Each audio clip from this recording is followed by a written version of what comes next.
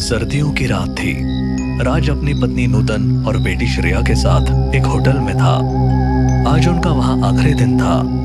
उन्होंने सोचा कि रात गुजारकर सुबह निकल जाएंगे, लेकिन होटल ने उन्हें उसी वक्त चेकआउट करने के लिए कह दिया, तो उन्हें मजबूरन रात में ही वहां से निकलना पड़ा। इन होटल वालों के अंदर जरा भी इंसानियत नहीं है। अगर रात गुजार लेने देंगे तो क्या हो जाएगा। चलिए कोई बात नहीं, आगे चलते हैं। कहीं न कहीं रुकने की जगह मिल ही जाएगी। हम लोग कहाँ जाएंगे पापा? चलो कार में बैठो, देखते हैं। वो लोग एक छोटे शहर में थे। वहाँ से निकलकर उन्हें कोई भी होटल नहीं मिला। चलते चलते वो लोग शहर से बाहर आ गए और हाईवे पर चलने लगे। तभी अचानक राज ने महसूस किया कि रास्ते में एक भी बंदा या गाड़ी नजर नहीं आ रही है। उसे ये बात बड़ी अजीब लगी। तभी अचानक पीछे से एक बड़ा सा ट्रक हॉर्न बजाता हुआ आया, जिससे तीनों लोग झिझक गए और राज के हाथों से स्टीयरिंग अचानक घूम गया और कार ट्रक से टकराते टकराते बजी। हे भगवान, ये क्या था? मेरी तो जान ही निकल गई। जल्दी कोई रुकने की जगह ढूंढो। थोड़ी दूर चलने के बाद उन्हें दूर को एक लाइट जलती दिखी। अरे वो देखो, वहाँ लाइट जल रही है। चलो वहीं चलते हैं। ये तो कोई गांव लग रहा है। राज ने कार कच्चे रास्ते पर मोड़ी और वो उस जगह पर पहुंचे। वहाँ एक महल जैसा दिखने वाला भवन था। उसके ऊपर बड़े अक्षरों में लिखा था शनिवार वाड़ा। ये जगह कितनी सुंदर है। यही रुकते हैं ना? ये किसका घर है पापा? ये तो अंदर जाकर ही पता चलेगा बेटा। वो लोग महल के अंदर गए पर वहाँ कोई भी नहीं था। बड़ी अजीब बात है, इतने बड़े महल में कोई है ही नहीं। अरे तो हमें क्या मतलब, हमें तो बस रात गुजारनी है। एक कमरा देखकर वो लोग सोने चले गए, लेकिन रात में अचानक उन्हें किसी की फुसफुसाने की आवाज सुनाई दी। राज, नूतन, राज, नूतन। राज, कोई हमारा नाम ले रहा है। अरे ये तुम्हारा वहम है, सो जाओ। नहीं, सच में सुनो। अब राज भी उठ गया। दोनों को हल्की हल्की आवाजें सुनाई दी। फिर अचानक सब शांत हो गया। हाँ, मुझे भी लगा था कोई हमारा नाम ले रहा है, लेकिन ये नींद और थकावट की वजह से हो रहा था। यहाँ कोई है ही नहीं जो हमारा नाम ले, और अगर होता भी है तो उसे हमारा नाम कहाँ से पता चलेगा। इसीलिए चुपचाप सो जाओ और मुझे भी सोने दो। रात भर उन्हें कुछ न कुछ अजीब लगता रहा और वो बस किसी तरह से रात काट पाए। लेकिन जब सुबह हुई तो उन्हें असली शौक लगा। भव्य महल अब एक खंडर में बदल चुका था। ये क्या हो गया? पापा, ये महल इतना गंदा कैसे हो गया? भगवान के लिए जल्दी बाहर निकलो यहाँ से। वो लोग डर से थरथराते हुए बाहर निकले। रास्ते में गांव वालों से उनकी मुलाकात हुई। राज ने उन्हें पूरी बात बताई। अरे, आप लोग बच कैसे गए? ये शनिवार वाड़ा है, एक भूतिया खंडर। यहाँ कोई नहीं जाता, और जो जाता है वो जिंदा वापस नहीं लौटता। ये सुनकर राज, नूतन और श्रेया का खून जम गया। भगवान का बहुत बहुत शुक्र है जो हम बच गए। अब हमारी आगे जाने की हिम्मत नहीं हो रही। क्या हम इस गांव में रुक सकते हैं एक दिन के लिए? हाँ, क्यों नहीं। आप हमारे घर रुक सकते हैं। क्यों गंगा? हाँ हाँ बिल्कुल, आप लोग हमारे गांव के मेहमान हैं। आइए चलिए, अपनी कार हमारे घर की तरफ ले आइए। बहुत बहुत शुक्रिया आपका। मोहन और गंगा राज, नूतन और श्रेया को अपने घर ले आए। आप जितना चाहे यहाँ रुक सकते हैं। जब थोड़ा ठीक लगे तब चले जाना। तुम्हारा बहुत बहुत शुक्रिया बहन। हमें कल रात से इतना डर लग रहा है ना कि हम बता नहीं सकते। हाँ, आप लोग फरिश्ता बनकर हमारी जिंदगी में आए हैं। अरे ऐसा न कहिए, ये तो हमारा फर्ज है। वो लोग आराम से बैठ गए। दिन भर तो सब कुछ नॉर्मल रहा। राज, नूतन और श्रेया ने मोहन और गंगा के साथ खाना खाया और गांव की बातें सुनी। लेकिन जैसे ही रात हुई, माहौल में एक बार फिर बेचैनी फैलने लगी। राज, मुझे अभी अजीब सा लग रहा है। यहाँ भी कुछ सही नहीं लग रहा। घबराओ मत, हम सुबह यहाँ से निकल जाएंगे। आज तो बस वो सब देखकर मेरा दिल घबरा गया, वरना आज ही निकल जाते। रात का सन्नाटा गहराता जा रहा था।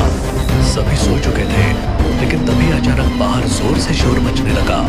राज, ये शोर कैसा है? लगता है कुछ हुआ है। चलो बाहर चलते हैं। मोहन, गंगा, राज और नूतन जल्दी से बाहर निकले। बाहर गांव के अन्य लोग भी इकट्ठा हो चुके थे। सबकी निगाहें शनिवार वाड़ा की तरफ थी। पता चला कि वहाँ एक लड़के की लाश मिली है। ये क्या हो गया? इतने सालों बाद फिर से मौत। वो लड़का आखिर वहाँ गया ही क्यों? गांव में अफरा तफरी मच गई। लोग डर के मारे एक दूसरे से चिपके हुए थे। क्या होगा? हमने तो शनिवार वाड़ा को बुला दिया था, लेकिन लगता है वो सब दोबारा चालू होने वाला है। बहुत पहले वहाँ ऐसी घटनाएं होती थी, तभी हमने वहाँ जाना छोड़ दिया। लेकिन पता नहीं इस लड़के ने वहाँ जाने की हिम्मत क्यों की। राज, मुझे बहुत डर लग रहा है। हमें अभी यहाँ से निकल जाना चाहिए। इस वक्त कहीं जाना सुरक्षित नहीं है। सुबह निकलेंगे। हाँ, अभी फटाफट घर चलिए। श्रेया अकेली है। हाँ, आप सब घर जाइए। बाहर घूमने में खतरा है। जो भी हो रहा है वो अच्छा संकेत नहीं है। सभी लोग धीरे धीरे अपने घर जाने लगे, लेकिन तभी गगन नाम का एक आदमी रोता हुआ आया। मेरा बच्चा कहाँ गया? वो अभी तक मेरे साथ था। गगन की बात सुनते ही सब चौकन्ने हो गए। लोग उसके बच्चे को ढूंढने के लिए इधर उधर भागने लगे। थोड़ी देर बाद बच्चे की लाश एक पेड़ से लटकी हुई मिली। ये किसने किया? मेरा बच्चा, मेरे बच्चे को क्यों मारा? हे भगवान, मेरा बच्चा। गगन जमीन पर बैठकर फूट फूट कर रोने लगा और सरपंच ने लोगों को एक जगह इकट्ठा होने को कहा। ये मामला बहुत बड़ा हो गया है। कुछ बहुत गलत हो रहा है।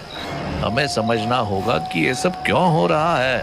तभी गगन ने राज और नूतन की ओर इशारा किया। ये सब इन्हीं की वजह से हो रहा है। ये लोग शनिवार वाड़ा गए थे और उन्होंने वहाँ के भूतों को जगा दिया। अब वो फिर से सबको मारने आ गए हैं। गगन की बात सुनकर पूरा गांव राज और नूतन पर शक करने लगा। लोग फुसफुसाने लगे और फिर धीरे धीरे उनकी आवाजें तेज होने लगी। हाँ, गगन सही कह रहा है। यही लोग शनिवार वाड़ा गए थे। इन्हीं की वजह से भूत जाग गया है। इन्हें गांव से बाहर निकाल दो। इन्हें अभी यहाँ से भगाओ, वरना और लोग मरेंगे। राज और नूतन घबरा गए। नूतन की आंखों में आंसू भर आए और वो हाथ जोड़कर गिड़गिड़ाने लगी। हमें माफ कर दो, हमें मत भगाओ। हम खुद ही डर के मारे मर रहे हैं। हम पर शक मत करो। हम सच में नहीं जानते कि ये सब कैसे हो रहा है। गांव वाले उनकी बात सुनने को तैयार नहीं थे। शोर और बढ़ने लगा। तभी गंगा ने बीच में आकर सभी को रोक लिया। रुक जाओ, क्या तुम सब पागल हो गए हो? ये लोग खुद डरे हुए हैं और तुम लोग इन्हें दोष दे रहे हो। लेकिन गंगा, ये लोग शनिवार वाड़ा गए थे। अगर गए भी तो क्या ये जानबूझकर किसी को जगाने गए थे? शांति से सोचो कि अब क्या करना है। हमें किसी तांत्रिक को बुलाना चाहिए या कुछ और करना चाहिए। गंगा की बात सुनकर लोग शांत हो गए।